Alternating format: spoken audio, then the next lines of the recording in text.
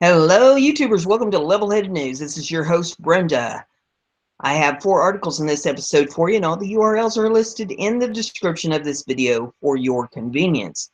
The first article is off of Western Journalism, and it says President Trump signs revised executive order on immigration. President Donald Trump signed a newly revised executive order temporarily banning travelers from 6 terror-prone countries on Monday. The new order follows Trump's first attempt at a temporary travel ban, which was brought down by the Ninth Circuit Court of Appeals in February. The goal of the new order is the same as the first, preventing terrorists from entering the country. The revised travel ban, which takes effect March the 16th, comes with a few notable changes designed to withstand potential legal challenges. Most notably, travelers from Iraq have been exempted from the 90-day ban. Only travelers from Iran, Libya, Somalia, Syria, Sudan, and Yemen will be affected by the new order. Iraq was taken off the list because we have received firm commitments from the government of Iraq about increased cooperation in terms of info sharing and other related activities, a senior U.S. official told reporters before the executive order was signed. Iraq is no longer on the list based on their enhanced screening and reporting measures, said White House advisor Kellyanne Conway.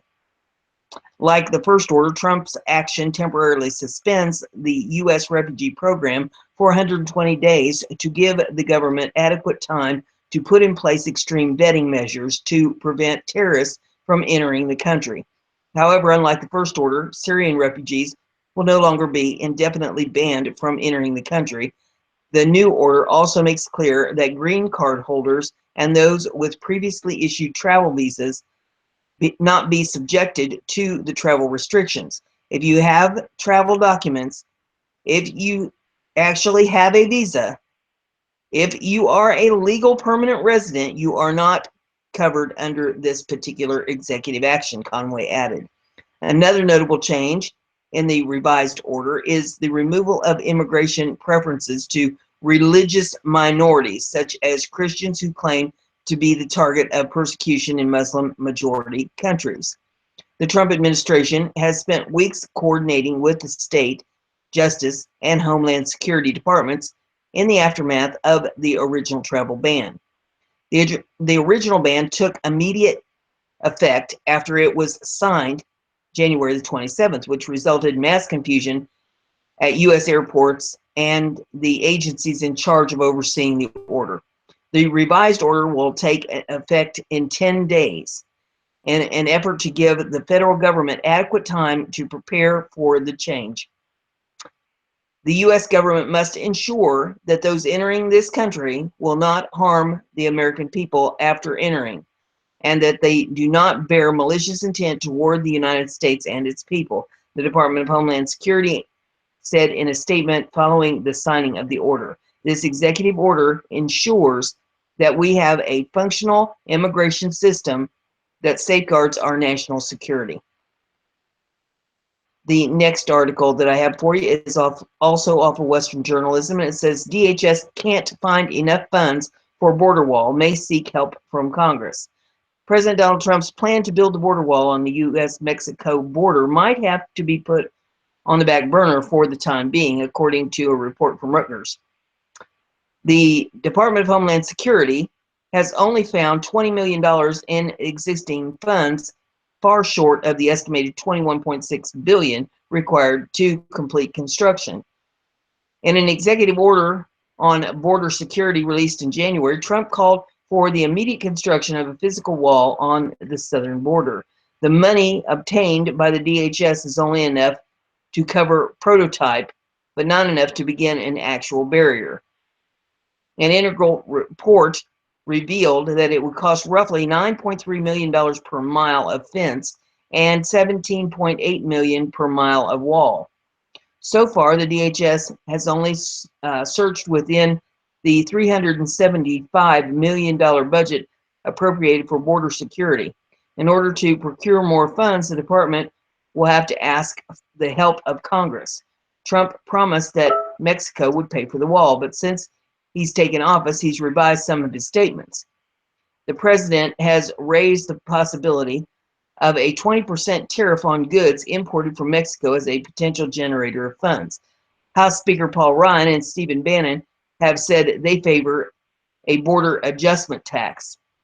During an interview with MSNBC, Ryan said, "I know your follow-up question is Mexico going to pay for the wall? There are a lot of different ways to get Mexico to contribute to doing this. There are different ways of defining how exactly they pay for it. The DHS also is seeking help from the public to build the wall." In a post published Thursday on Federal Business Opportunities website, DHS was open to ideas for a comprehensive and long-term strategy related to the border wall. There are many other considerations for completion of the border wall. DHS recognizes that industry, other agencies, and other private entities may have interesting and useful ideas about how we could proceed. We would like to invite admissions of any such ideas so we can consider them as we develop a complete and comprehensive long-term strategy, the request says.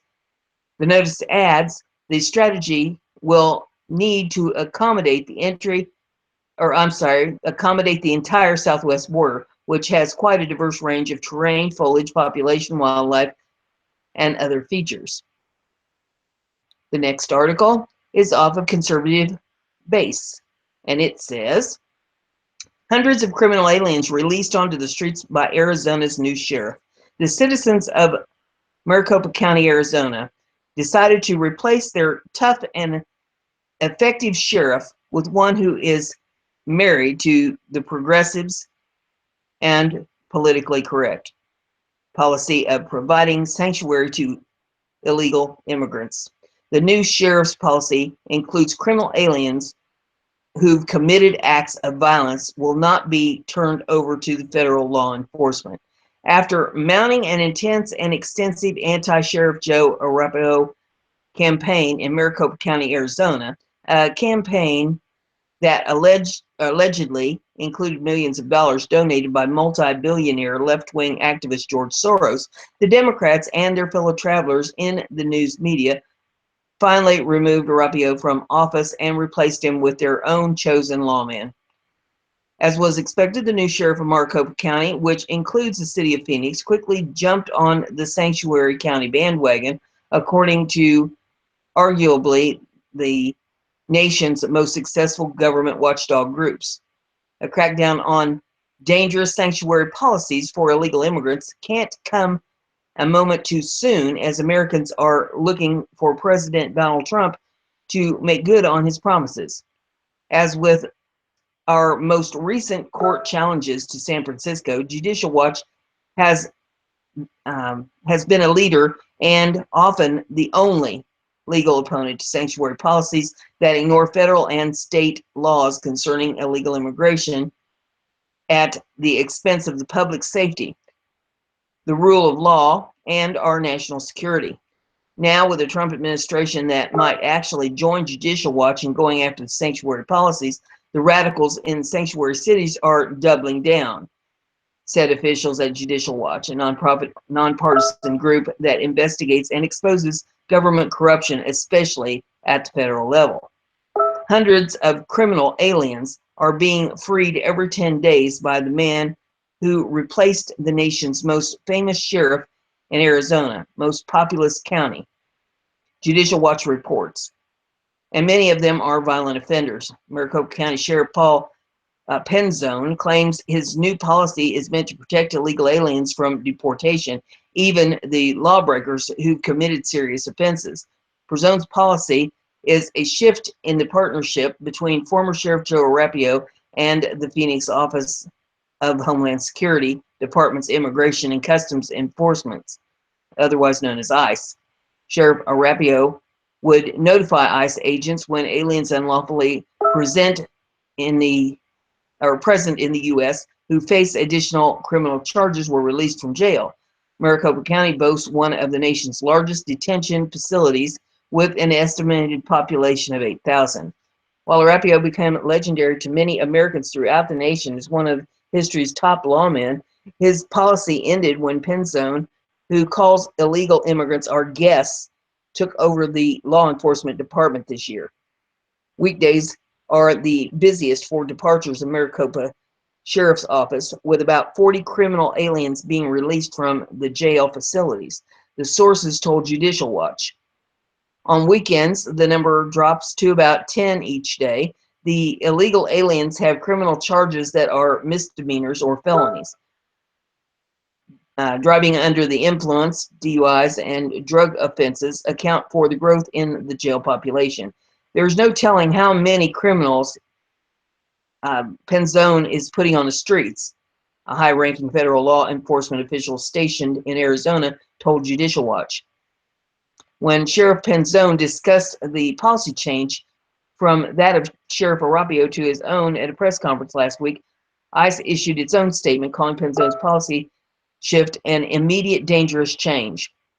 The ICE's Phoenix Director for Enforcement and Removal Operations, ERO, Enrique Lucero, was quoted as saying, immigration detainers have been a successful enforcement tool to prevent the release of dangerous criminals to our streets and mitigate the possibility of future crimes being committed against the residents of our communities. Judicial Watch has filed a Freedom of Information Act request to obtain specific figures and pertinent information related to the Maricopa County Sheriff's policies involving criminal illegal aliens, noted Judicial Watch. Just this month, an illegal immigrant released from the Denver County Jail in Colorado was arrested for murder. The Mexican national, Ever Valles, was released into the community in December, even though he was a known gang member with a lengthy and violent criminal history. The 19-year-old gangbanger was arrested in October on multiple charges, including possession of a weapon and vehicle theft, and was flagged by ICE for removal. Instead, Denver County officials released Velez without notifying ICE, and this month he was arrested and charged with shooting a man to death during a robbery at a rail station in Denver, according to the Watchdog Group's website. And the final article in this episode that I have for you is off BizPac Review, and it says, alarming.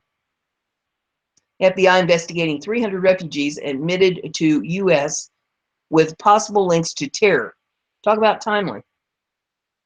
On the same day, President Donald Trump rolled out a new revised executive order on immigration and refugees, citing the threat posed by terrorism. Reuters reported that several hundred Islamic State-linked refugees may have infiltrated the United States. According to the news agency, 300 refugees admitted into the U.S. are part of multiple FBI counterterrorism investigations for possible involvements with ISIS or for having been influenced by the militant group. Attorney General Jeff Sessions confirmed the report at a news conference Monday, announcing the new executive order.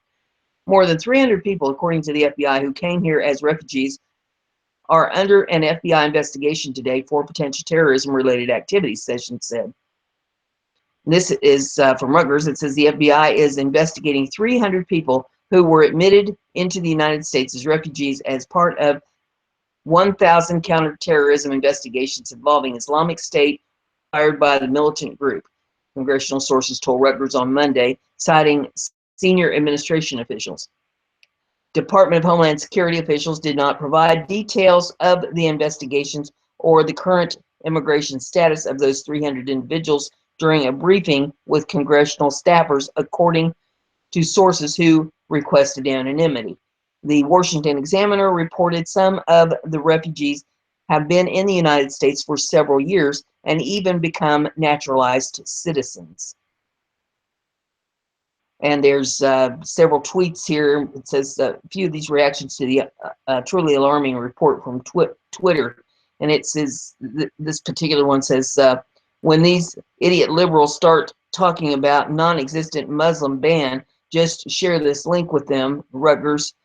And the link is FBI probes involve 300 people admitted to the U.S. And you can click on that and read that. And another one here says, Senator Schumer, is that why 300 refugees that came in under FBI investigation for terrorism, send them to your neighborhood? Yeah. I mean, these people don't want them in their neighborhood. They'll turn them loose on the rest of us. So that's what I have for you in this episode. If you like what I'm doing here, give it a thumbs up. Don't be afraid to let me know. And share it on your social media so everybody gets to hear the news. If you haven't subscribed yet, please do. That way you'll stay informed. See you in the next episode.